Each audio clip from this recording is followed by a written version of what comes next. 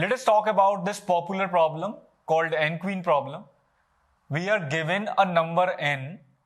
We need to consider n cross n chessboard and we need to place n queens on this chessboard such that no two queens attack each other. Please note that a queen can move horizontally anywhere, vertically anywhere, diagonally anywhere, right?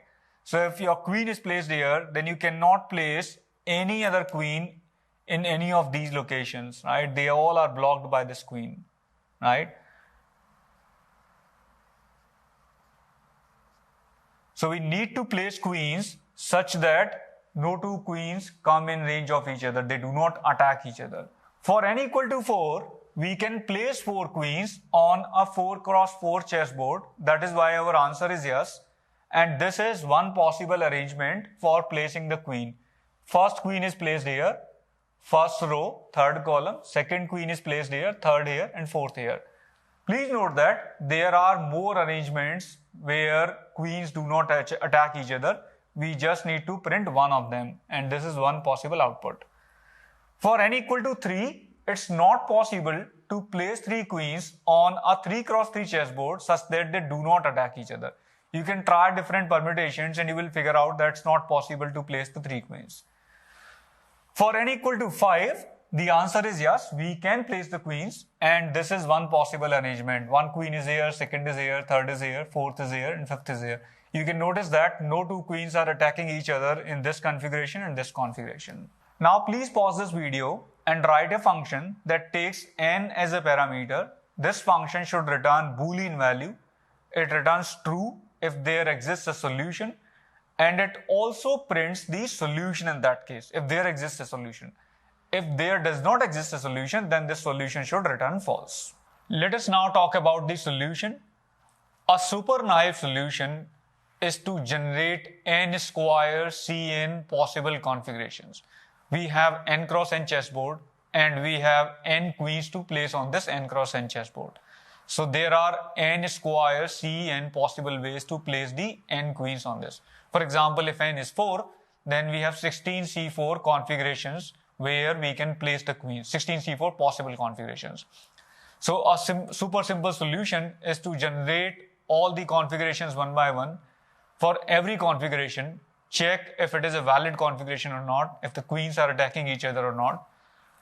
And if you find a configuration, you return true at that moment and you print that particular configuration. This is super naive solution, very expensive solution. A better naive solution is based on the fact that every queen is going to get placed into a different row and in a different column. So what we do is we generate all possible permutations of numbers from 0 to n minus 1. For example, if n is 4, we generate all possible permutations of 0, 1, 2, 3, right? And every permutation represents row indexes in different columns. Let's see this example. This is a permutation 1032. These are row numbers in columns from 1 to 4. So first queen is placed in column 1 at row number 1. The second queen is placed in column 2 and row number 0. So column numbers are always 0 to 3, right? In every permutation, these are just row numbers. The third queen is placed at row index 3. The fourth queen is placed at row index 2. So in the naive solution, we mainly generate all possible permutations of numbers from 0 to n minus 1. Then we iterate through all these permutations, and for every permutation, we check which one is valid or not. In which permutation, queens are not attacking each other. All queens are not attacking each other. And we print that particular permutation or the solution corresponding to that permutation. We place the first queen at column 0, and in column 0, we have 4 choices for row number. So there are different 4 children for the root for different row numbers in the column 0. Row number can be 0, 1, 2, 3, right? Once you have placed a queen, then you place the second queen. For second queen, you have 3 choices. You have choice for row 1, row 2 or row 3 because row 0 has been occupied by the first queen. So this particular level in this tree represents different choices for column 1, and this particular level represents the choices in column 2 once you have made a choice in column 1, right? So once you made this choice, you have 3 choices for column 2. Once you made this choice, you have 3 choices for column 2. This particular level represents the choices for column 3 or column at index 2. And this particular level represents the choices for column at index 3. This is how our recursion tree is. So we are going to generate this recursion tree, and then we are going to generate all the permutations, and then we are going to check which one is valid. Let us now talk about the backtracking solution. In backtracking solution also, we are going to place the queens one by one, but we are not going to follow the whole recursion tree. What we are going to do is, as soon as we place a queen and we realize that this placement is not going to lead to any solution, we do not further go down in that path. And that way we cut down the recursion tree leading or starting from that particular path, right? And this is the optimization we get in backtracking solution. Not only this, as soon as we find a solution, we stop our recursion tree at that point. So we are not going to do lots of recursion trees in this particular whole tree. Let's see how does this backtracking solution begin. So it's going to begin like normal recursive solution that we just talked about. We place the first queen in the first column, right? So these are 4 choices for first column. And in the first column, we have made a choice to place it at row 0, right? So we place the first queen here. Now we are placing the second queen in row 1. So we place the second queen in second column. So this represents the second column, right? So we place the second queen here in this particular second column at row index 1.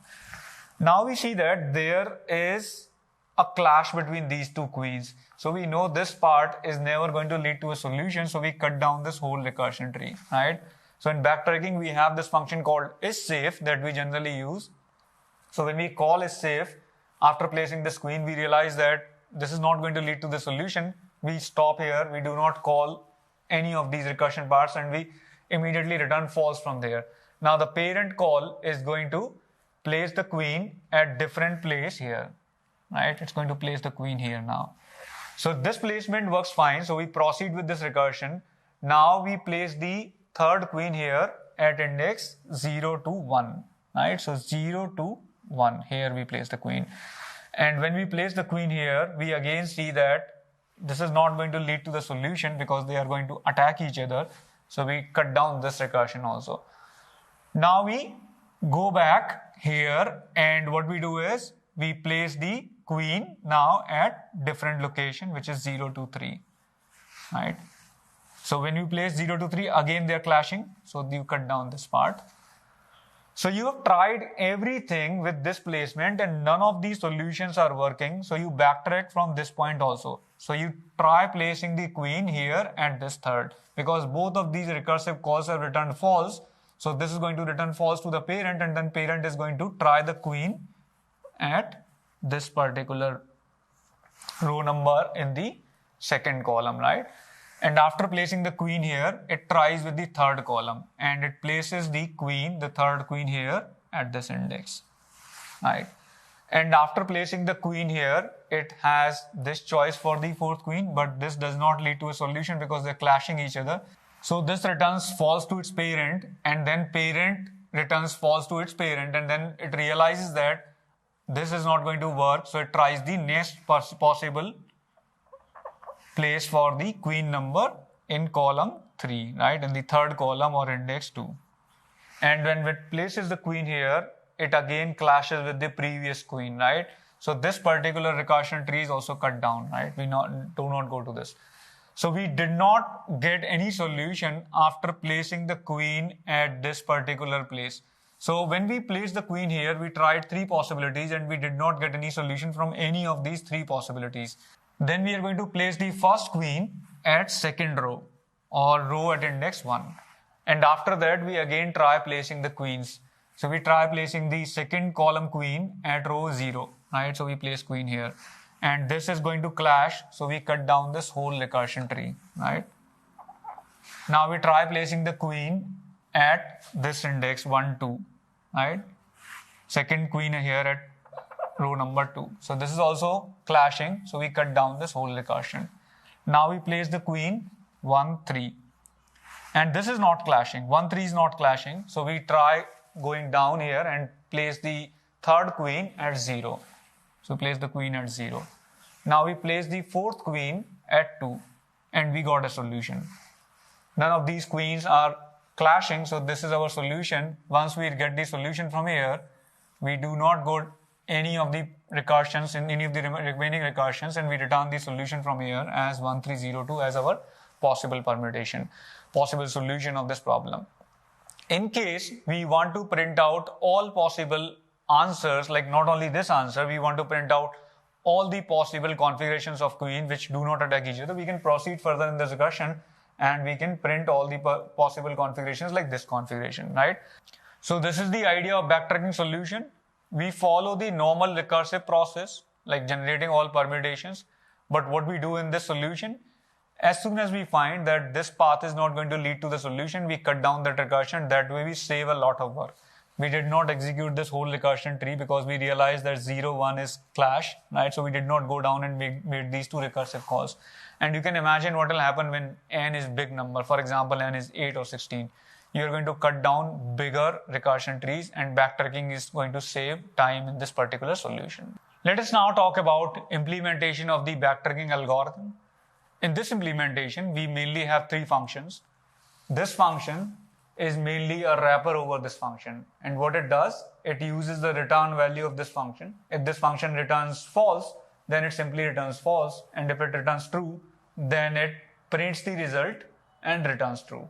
And what is our result? Result is the board matrix. So we are maintaining a board matrix of size n cross n that we showed in the initial examples. And if there exists a solution, then we are going to place 1, 1, 1 in the places where we are going to place the queen. And we initialize this board matrix as false values or 0 values, right? So this is our only wrapper function, which calls this function with column equal to 0, right? Because this is the first column where we put the queen. Then we have isSafe function. This isSafe function mainly checks whether placing a queen at given row or at given column is safe or not, right? So it takes row and column as parameters and returns true if you can safely place the queen at this row and column, and returns false if you cannot safely place. So how does it check whether you can safely place or not? It mainly checks with the previously placed queens. If the current location clashes with any of the previous placed queen, then it returns false, otherwise it returns true. And how does it check if the queen clashes with any of the previously placed queens? It checks for the current row. Have we already placed any queen in the current row? Please note that we are anyways placing queens in different columns, so we do not need to check for column. We only check for the previously placed queens in the current row, and we check in the previous columns because we have not placed any queen from column to last column, right? From this column to last column. Now we check in the upper diagonal, right? We begin with row and column, we do I minus minus, j minus minus, so we check in the upper diagonal, this side. So if you're placing a queen here, you will check these two, right? By doing I minus minus and j minus minus. Then we check in the lower diagonal. So if you're placing a queen here, you will check the lower diagonal. If you're placing here, then you will check these two, right? By doing I plus plus, increment the row and decrement the column at the same time, at same speed, and that is how you reach the lower diagonal. So if you have any queen already placed in any of the 3 things, then you return false, and if there is no queen, then you return true. That's what isSafe function does. Let's now talk about our main function. This is our main recursive function that takes column as an argument, and initially we pass column as 0 to it. So what it does, the first thing it checks if column is n. If column is n, that means you have already placed all the queens, right? Column goes from 0 to n minus 1. And if you're calling for n, it means you keep on incrementing the column, and at the end, if it becomes n, then you say everything placed. So you return true. And if column is not n, then it tries placing the queen in different rows of current column, right? It tries placing the queen at row 0, then row 1, then row 2, then row 3, right? And for every trial that it does, it first calls the isSafe function. Can we place the queen in this particular row? If we can place, then it places the queen, and after placing the queen, it calls recursively for column plus 1. And if this recursive call returns true, then it returns true. And if this recursive call returns false, then it removes the queen from this particular place, and that's what is called backtracking, right? And it continues with the next iteration by placing the queen in the next row. So this is how this recursive function works. This is the recursive call we have here. It calls for column plus 1. And at the end, if you've tried everything, then it's going to return false, right? Because we tried anything and nothing returned true. So this is the recursion tree for this recursive function. Other functions are really simple. The main part is this. So we've drawn the recursion tree for this particular function. And initially, our chessboard is empty. We place the first queen in the first column and we try placing it in different rows. We begin with row 0, right? So we place this queen in row 0. The 0 actually indicates the row number, right? So we place the queen in row 0. After placing the queen in row 0, what you do? You try placing the next queen in different places, right? So you recursively call for the next column. When you recursively call for the next column call goes into this iteration, right? You call for column plus 1, which is column equal to 1. So when you call for column plus 1, it does not go into this if part, it begins execution from this loop. So this call tries placing the queen in different rows of second column or column equal to 1.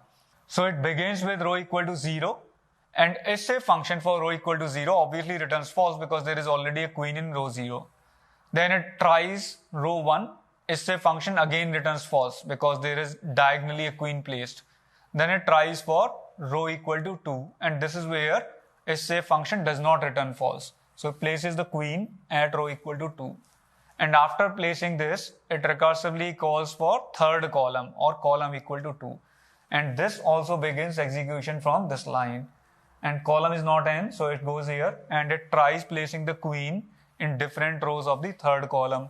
So placing the queen here would return false. Save would return false because there is already a queen. Save call for this will also return false. Save call for this will also return false. Save for this also returns false.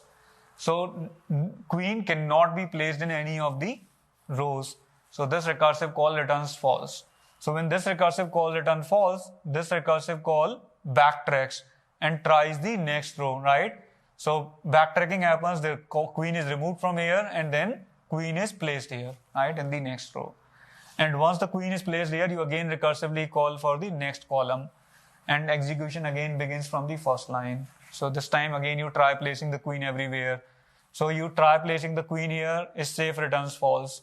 Here save returns true. We can place the queen here. And after we have placed the queen here, we call for the next column. When we call for the next column, recursion again begins from here and tries placing the queen different places. So here it is save false, is save false, is save false because there is already a queen in the upper diagonal. Here also is save false. So save returns false for all these 4 places. So you again backtrack. You go back and you see that you already tried all the rows in this particular column. It means you do not have any solution from here. So what you do is you remove the queen from here itself, right? What you do now, you place the queen in row equal to 1 or second row, right? First queen in the second row. Now you recursively call for second column or column equal to 1.